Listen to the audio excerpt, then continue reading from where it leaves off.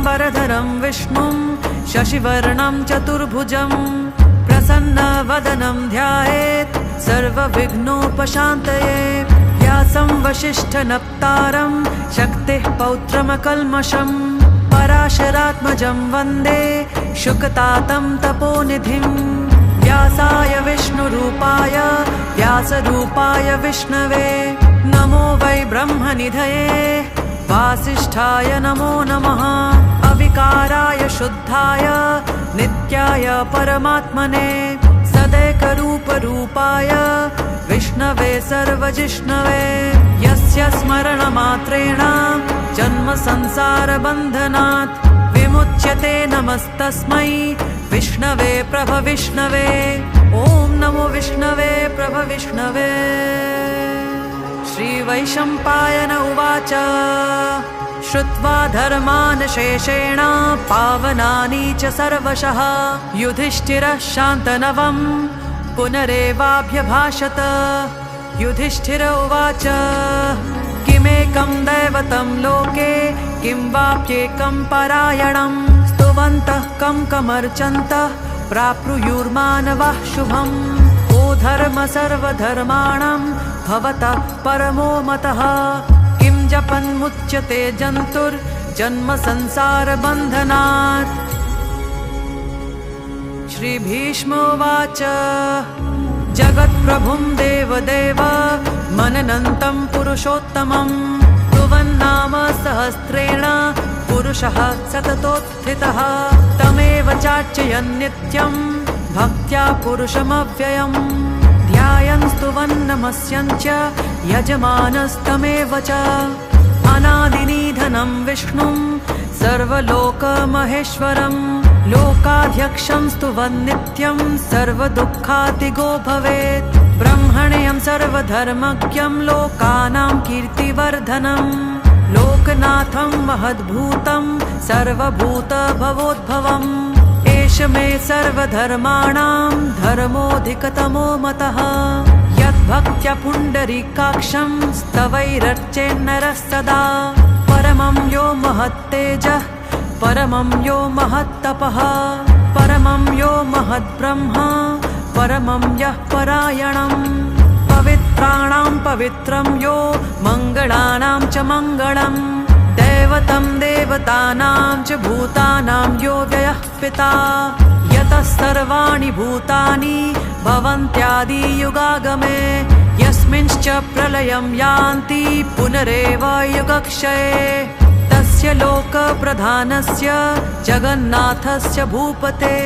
विष्णोर्नाम सहस्रं मे शृणु पापभयापहम्। यानि नामानि गौणानि विख्यातानि महात्मनः ऋषिभिः परिगीतानि तानि वक्ष्यामि भूतये। ऋषिर्नाम सहस्रस्य वेदव्यासो महामुनिः छन्दोनुष्टुप् तथा देवो भगवान् देवकीसुतः अमृतांशुद्भवो बीजं शक्तिर्देवकीनन्दनः त्रिसामा हृदयं तस्य शान्त्यर्थे विनियुज्यते। विष्णुं जिष्णुं महाविष्णुं प्रभविष्णुं महेश्वरम् अनेकरूप दैत्यान्तं नमामि पुरुषोत्तमम्। अस्य श्रीविष्णोर्दिव्यसहस्रनाम स्तोत्रमहामन्त्रस्य श्रीवेदव्यासो भगवान् ऋषिः अनुष्टुप् छन्दः श्रीमहाविष्णुः परमात्मा श्रीमन्नारायणो देवता अमृतांशुद्भवो भानुरिति बीजम् देवकीनन्दनः स्रष्ठेति शक्तिः उद्भवः शोभनो देव इति परमो मन्त्रः शङ्खबृन्नन्दकी चक्रीति कीलकम् शार्ङ्गधन्वा गदाधर इत्यस्त्रम् रथाङ्गपाणिरक्षोभ्य इति नेत्रम् त्रिसामा सामागसामेति कवचम् आनन्दं परब्रह्मेति योनिः ऋतुः सुदर्शनकाल इति दिग्बन्धः श्रीविश्वरूप इति ध्यानम् श्रीमहाविष्णु प्रीत्यर्थे श्रीसहस्रनाम जपे विनियोगः ध्यानम्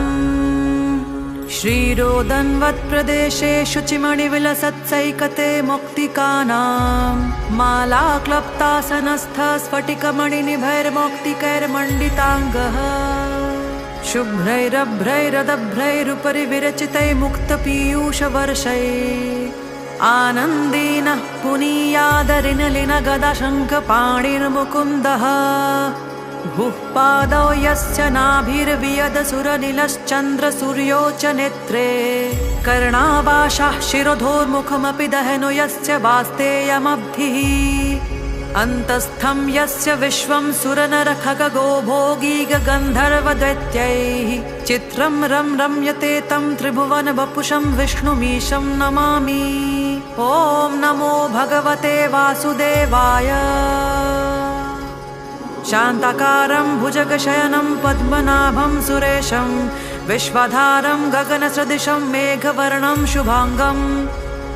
लक्ष्मीकान्तं कमलनयनं योगिरिध्यानगम्यं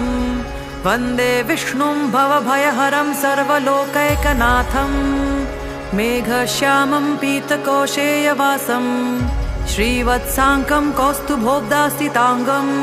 पुण्योपेतं पुण्डरीकायताक्षं विष्णुं वन्दे सर्वलोकैकनाथं नमः समस्तभूतानामादिभूताय भूभृते अनेकरूपरूपाय विष्णवे प्रभविष्णवे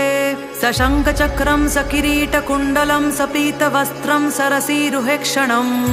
सहारवक्षस्थलशोभिकौस्तुभं नमामि विष्णुं शिरसा चतुर्भुजम् छायायां पारिजातस्य हेमसिंहासनोपरि आसीनमम्बुदश्यायं मायताक्षमलङ्कृतम् चन्द्राननं चतुर्बाहुं श्रीवत्साङ्कितवक्षसं रुक्मिणी सत्यभामाभ्यां सहितं कृष्णमाश्रये।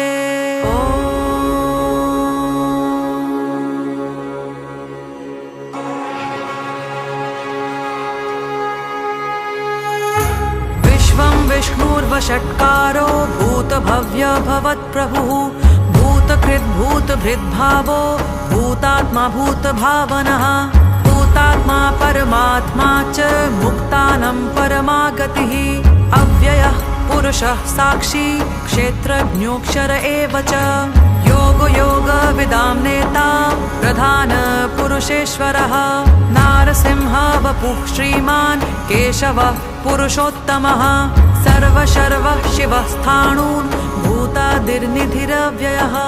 सम्भवो भावनो भर्ता प्रभवः प्रभुरीश्वरः स्वयंभू शम्भुरादित्यः पुष्कराक्षो महास्वनः अनादिनिधनो धाता विधाता धातुरुत्तमः अप्रमेयो ऋषिकेशः पद्मनाभोऽमरप्रभुः विश्वकर्मा मनुस्त्वष्टा स्थविष्ठः स्थविरो ध्रुवः अग्राख्य शाश्वतः कृष्णो लोहिताक्षः प्रतर्दनः प्रभूतस्त्रिककुद्धाम पवित्रं मङ्गलं परम् ईशानः प्राणदः प्राणो ज्येष्ठः श्रेष्ठः प्रजापतिः हिरण्यगर्भो भूगर्भो माधवो मधुसूदनः ईश्वरो विक्रमी धन्वी मेधावी विक्रमः क्रमः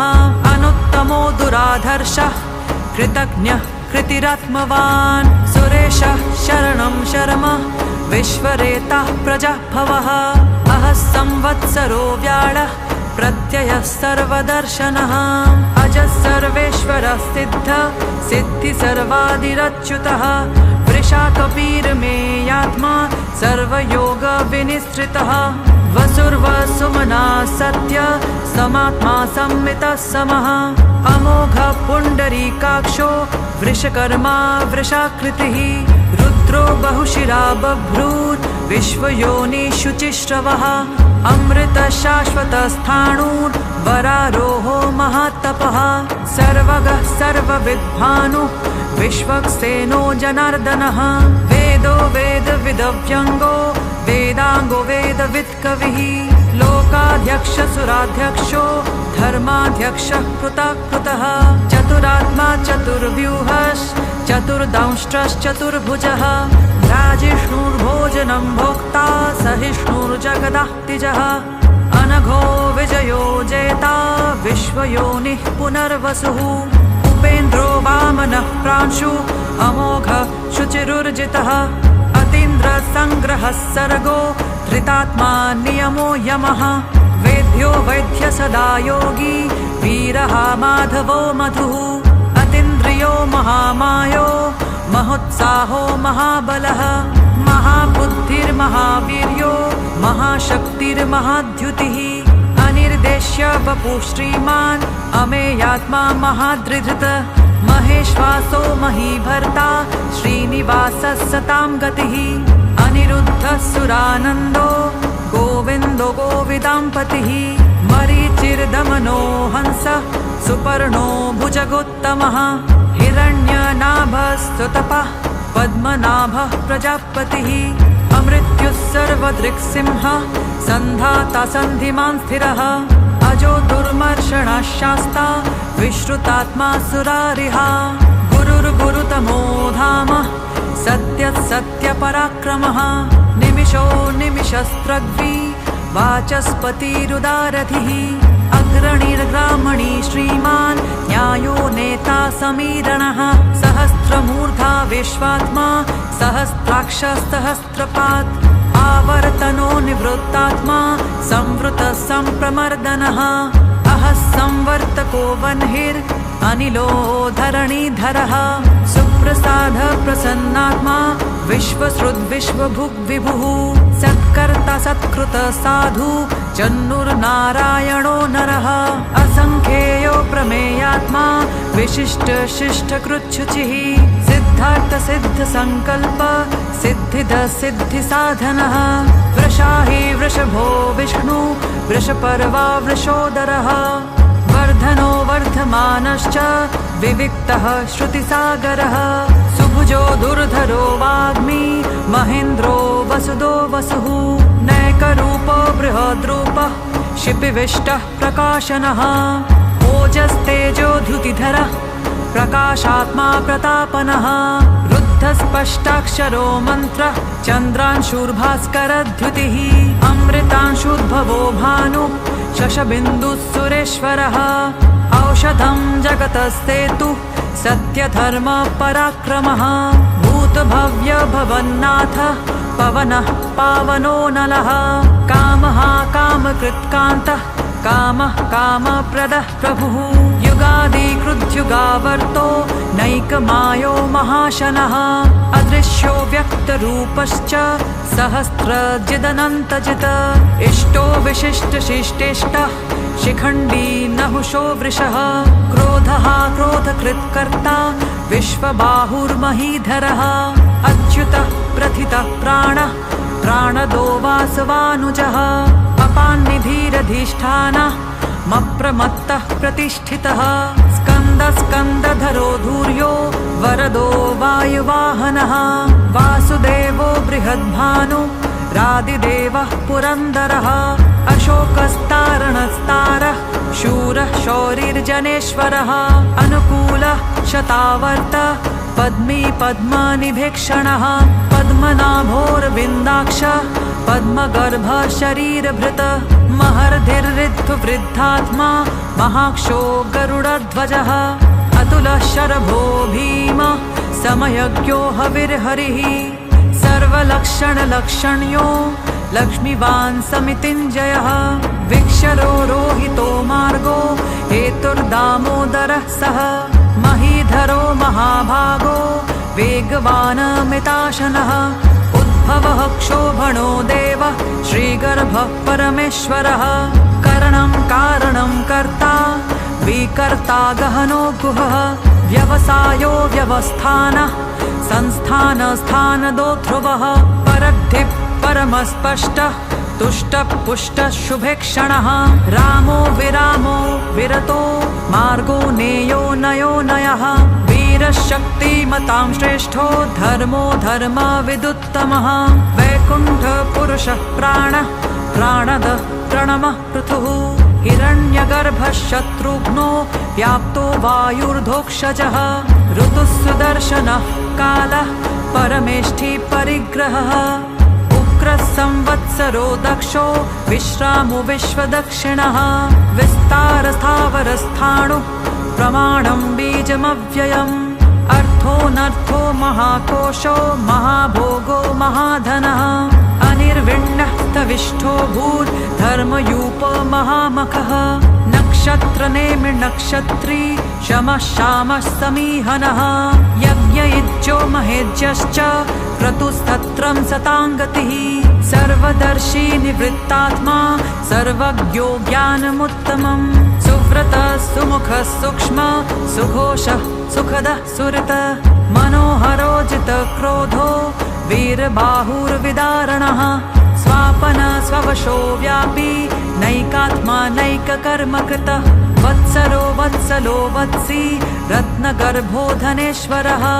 धर्मगुग्धर्मकृद्धर्मी सदसक्षर सतक्षरम् अविज्ञाता सहस्रांशु विधाता कृतलक्षणः गभस्तिनेमिस्सत्त्वस्थ सिंहो भूत महेश्वरः आदिदेवो महादेवो देवेशो देवभृद्गुरुः उत्तरो गोपतिर्गोप्ता ज्ञानगम्यः पुरातनः शरीरभूतभृद्भोक्ता कपीन्द्रो भूरिदक्षिणः सोमपो मृतपः सोमः पुरुजित् पुरुषोत्तमः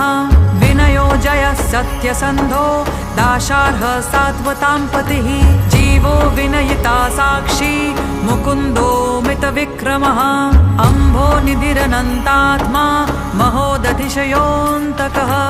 अजो महार्ह स्वाभाव्यो चितामित्रः प्रमोदनः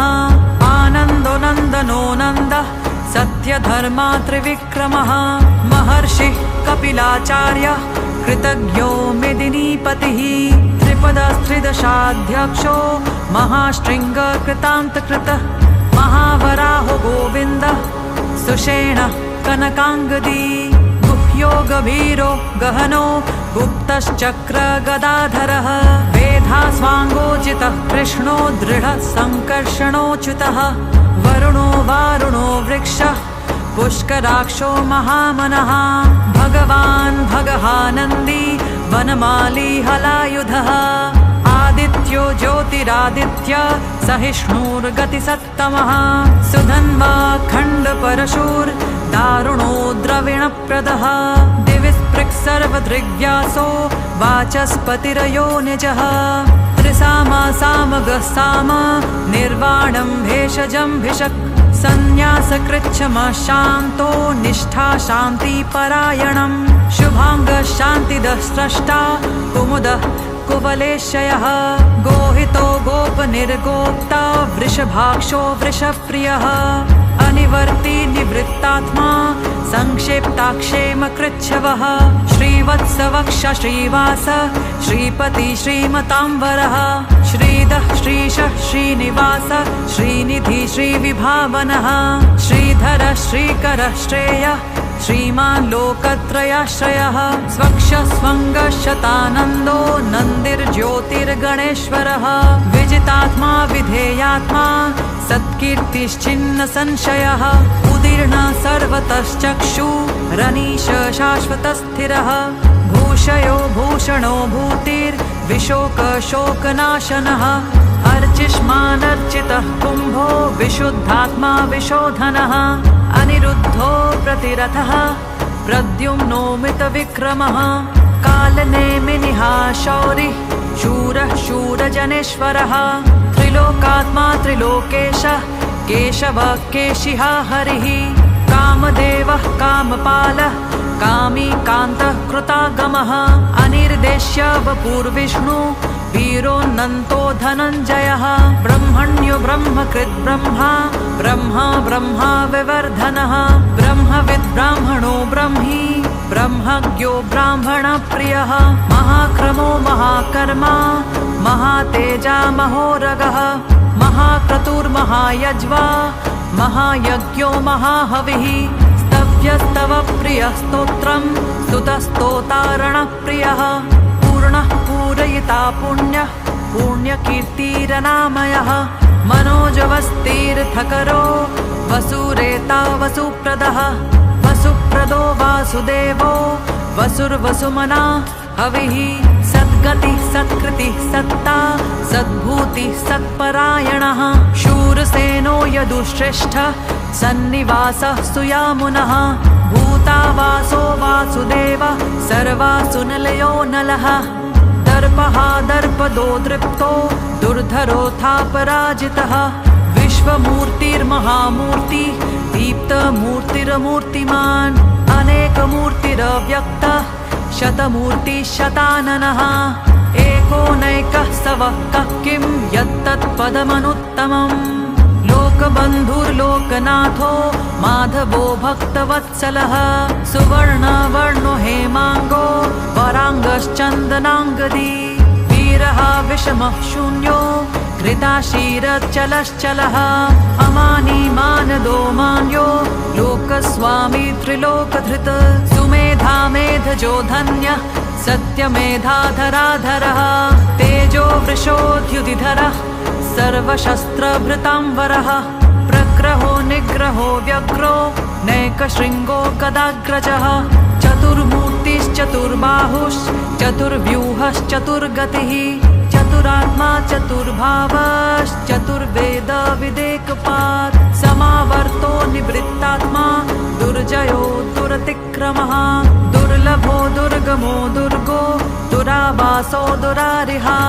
शुभाङ्गो लोकसारङ्गः सुतन्तुस्तन्तुवर्धनः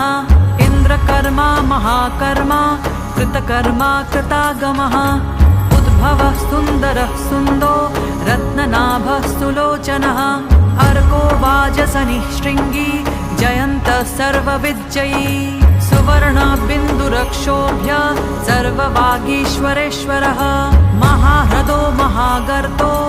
महाभूतो महानिधिः कुमुदः कुन्दरः कुन्दः पर्जन्यपवनो निलः अमृताशोऽमृतवपुः सर्वज्ञ सर्वतोमुखः सुलभः सुब्रतः सिद्धः शत्रुजिच्छत्रुतापनः न्यग्रोधोदुम्बरोऽश्वत्थः चाणूरान्ध्रनिषूदनः सहस्राक्षी सप्तजिह्वः सप्तधा सप्तवाहनः अमूर्तिरनघो चिन्त्यो भयकृद्भयनाशनः अणुर्बृहत्कृशस्थूलो गुणभृन्निर्गुणो महान् अधृतस्वधृतस्वास्य प्राग्वंशो वंशवर्धनः भारभृत्कथितो योगी योगिशः सर्वकामदः आश्रमश्रमणः श्रामः सुपर्णो वायुवाहनः धनुर्धरो धनुर्वेदो दण्डो दमयिता दमः अपराजितः सर्वसहो नियन्ता नियमो यमः सत्त्ववान् सात्विकः सत्य सत्यधर्मपरायणः अभिप्रायः प्रियार्होर्ह प्रियकृत्प्रीतिवर्धनः विहाय सगतिर्ज्योति सुरुचिर्हुतभुग्विभुः रविर्विरोचना सूर्यः सविता रविलोचनः अनन्तहुतभुग्भोक्ता सुखदो नैकदोऽग्रजः अनिर्विण्णः सदामर्षि लोकाधीष्टानमद्भुतः सनातनात्तमः कपिलः कपिरव्ययः स्वस्तिदः स्वस्तिकृत् स्वस्ति स्वस्ति भुक् स्वस्ति दक्षिणः अरोत्र कुण्डलीचक्री विक्रम्यूर्जितशासनः शब्दातिगः शब्दसः शिशिर शर्वरीकरः अक्रूरपेशलो दक्षो दक्षिणः क्षमिणाम्बरः विद्वत्तमो वीतभयः पुण्यश्रवणकीर्तनः उत्तारणो दुष्कृतिः पुण्यो दुःस्वप्ननाशनः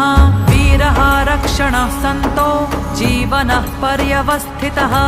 अनन्तरूपोऽनन्तश्रीर्जितमन्युर्भयापहः चतुरस्रो गभीरात्मा विदिशो व्यादिशो दिशः अनादिभूर्भुवो लक्ष्मी सुवीरो रुचिराङ्गदः जननो जनजन्मादि भीमो भीमपराक्रमः आधारनिलयो धाता पुष्पहासः प्रजागरः ऊर्ध्वगः सत्पथाचारः प्राणादः प्रणवः पणः प्रमाणं प्राणनिलयः प्राणधृत्प्राणजीवनः तत्त्वं तत्त्वविदेकात्मा जन्म मृत्युजरातिगः बभुवः स्वस्तरुस्तारः सविता प्रपितामहः यज्ञो यज्ञपतिर्यज्वा यज्ञाङ्गो यज्ञवाहनः यज्ञभृद्यज्ञकृद्यग्नि यज्ञभुग्यज्ञसाधनः यज्ञान्तकृद्यज्ञगुह्य मन्नमन्नाद एव च आत्मयोनिः स्वयं जातो वैखानः सामगायनः देवकीनन्दनस्रष्टा क्षितीश पापनाशनः शङ्खभृन्नन्दकी चक्री शाङ्गधन्वा गदाधरः रथाङ्गपाणिरक्षोभ्य सर्वप्रहरणायुधः श्रीसर्वप्रहरणायुध ॐ नमो इति वनमाली गदिशाङ्गी शङ्खी चक्री च नन्दकी श्रीमान्नारायणो विष्णुर्वासुदेवोऽभिरक्षतु श्रीवासुदेवोऽभिरक्षतु ॐ नमो इति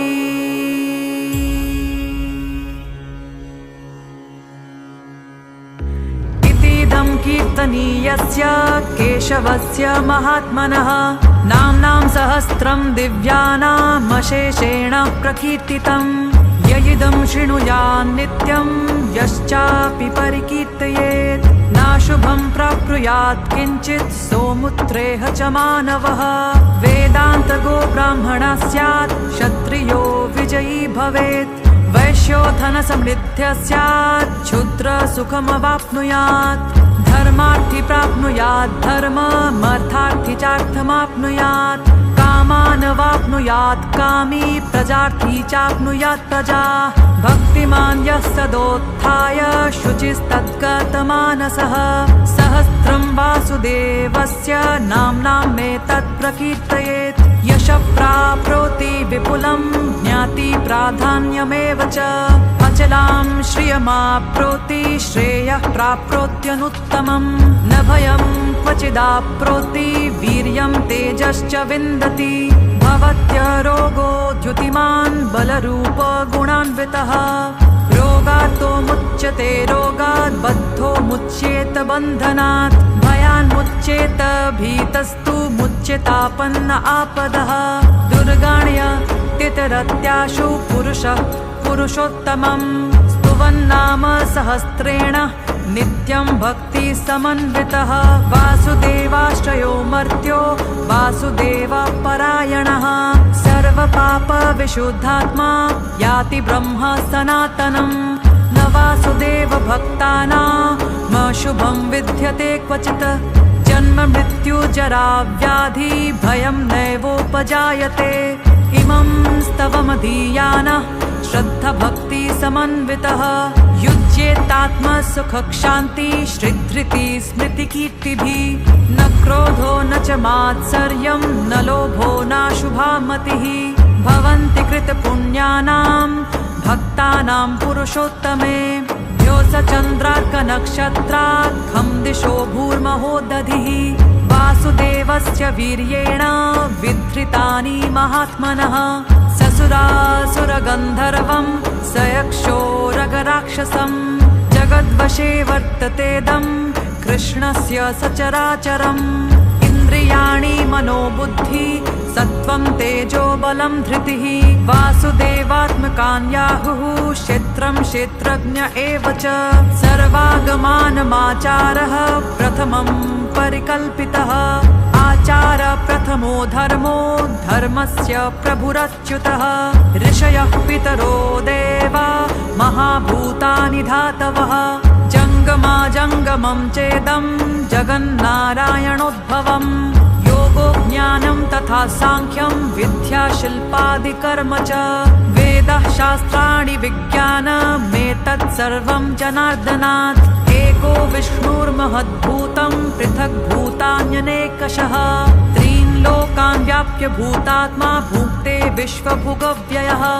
इमं स्तवं भगवतो विष्णोर्व्यासेन कीर्तितं पठेद्य इच्छेत् पुरुषः श्रेयः प्राप्तुं सुखानि च विश्वेश्वरमजं देवं जगतः प्रभवाप्ययम् भजन्ति ये पुष्कराक्षं न ते यान्ति पराभवम् न ते यान्ति पराभवम् ॐ नमः इति अर्जुनोवाच।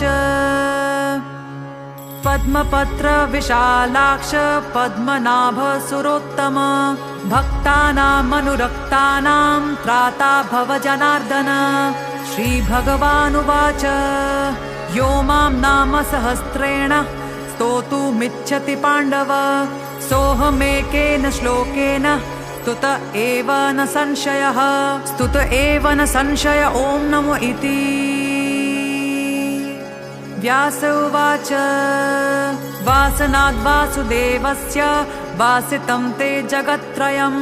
सर्वभूतनिवासोऽसि वासुदेव नमोऽस्तु ते।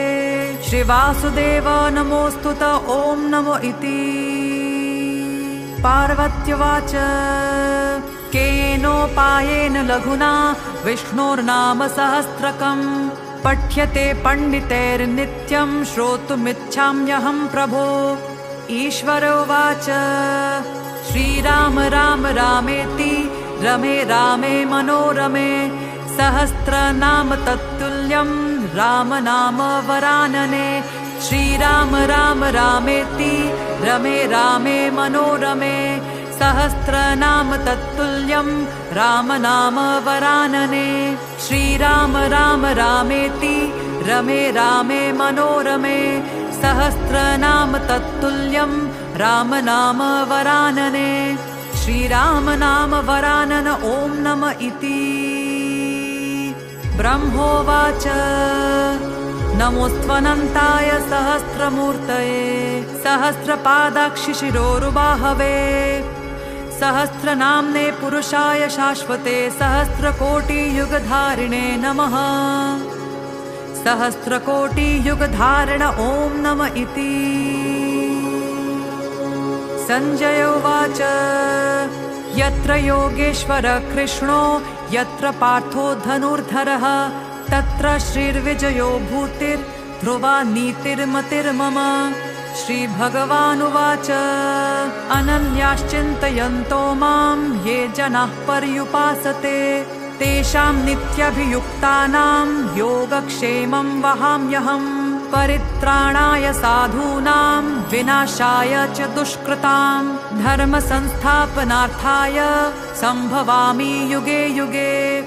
आर्ता विषण्णाः शिथिलाश्च भीताः घोरेषु च व्याधिषु वर्तमानाः संकीर्त्य नारायण शब्दमात्रं विमुक्तदुःखाः सुखिनो भवन्ति। कायेन वाचा मनसेन्द्रियैर्वा बुद्ध्यात्मना वा प्रकृते स्वभावात् करोमि यद्यत् सकलं परस्मै नारायणायेति समर्पयामि। इति श्रीविष्णुसहस्रनामस्तोत्रं समाप्तम्।